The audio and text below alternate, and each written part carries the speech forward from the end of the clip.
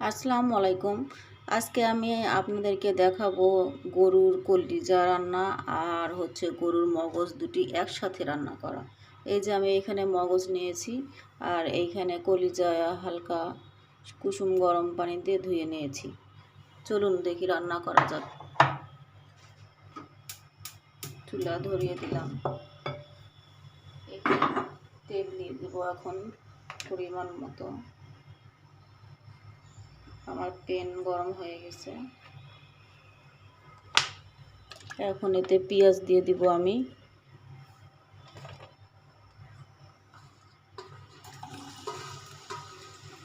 পেঁয়াজ দিয়ে দিলাম, এটা একটু কালার করে নেব। আমি মগজটাকে এখন এইভাবে করে একটু দেখতে নিব। অনেক সময় ছোট ছোট পিস করে রান্না করি, অনেক সময় এরকম করে রান্না করি। এটা দিয়ে কলিজা রান্না করলে অনেক টেস্ট হয়, পিস করেও রান্না করা যায়। এটা কলিজার সঙ্গে খুব সুন্দর ছোট ছোট হয়ে মিক্সড হয়, এই জন্য ভালো লাগে। আপনারা এইভাবে একদিন রান্না করে খাবেন, মজা হবে অনেক।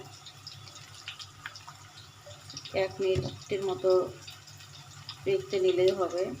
এখানে একটু আঁশ বের হবে, এটা হাতে তুলে নিতে পারবেন। এই যে এই আঁশগুলো, বেশি না, একটু বের হবে, পর্দার মতো আর কি। এটা ফেলে দিব আমরা। এর মধ্যে আমার পেঁয়াজটা লাল হয়ে গেল। এখন আমি মশলা দিয়ে দিব একটু একটু করে সব।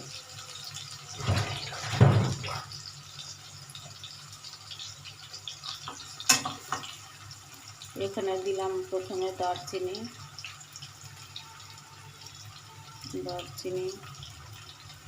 লবঙ্গ, তেজপাতা,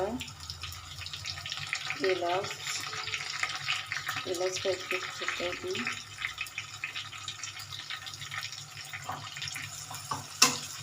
এখন দিব বাটা মশলা। প্রথমে দিলাম আদা রসুন একসাথে পেস্ট। এখন দিলাম জিরা বাটা, একটু দিব মরিচ বাটা, কাঁচা মরিচ বাটা দিয়ে দিলাম। একটু ভেজে নিই।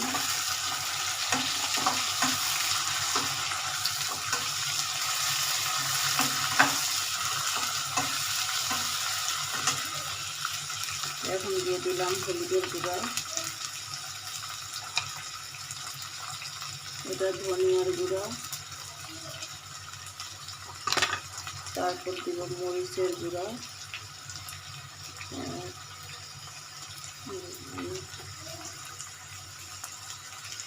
দিয়ে দিলাম মরিচের গুঁড়া।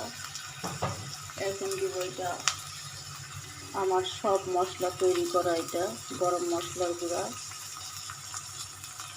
নিজস্ব তৈরি করা দিলাম। এখন আমি মগজটা দিয়ে দিব, এইভাবে আর একটু নেই।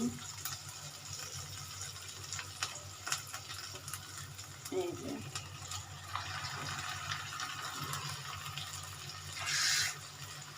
মগজটা দিয়ে দিলাম,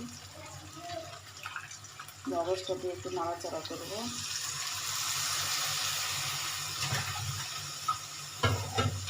এই যে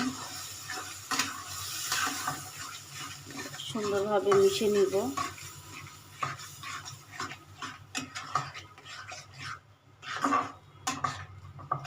একটু ভেজে নিলাম। এখন দিয়ে দিব আমি কলিজাগুলো। এখানে আমার হাফ কেজি কলিজা আছে আর একটি গরুর মগজ আছে, এভাবে দিয়ে দিলাম। আপনারা এভাবে মিক্সড করে একদিন রান্না করে খেয়ে দেখবেন, অনেক ভালো লাগবে। এইভাবে আমি কষাবো, 2-3 বার কষাবো, অল্প অল্প পানি দিয়ে কষাবো। এখানে আমি একটু লবণ দিয়ে দিব, কলিজা মগজের লবণ একটু কম হয়েছে। একটু কাঁচামরিচ দিয়ে দিব, একটু নেড়ে নিলাম।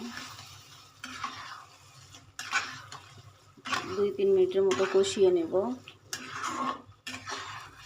তৈরি হয়ে গেল আমার কলিজা ভুনা। দেখেন কালারটা সুন্দর আসছে। এই যে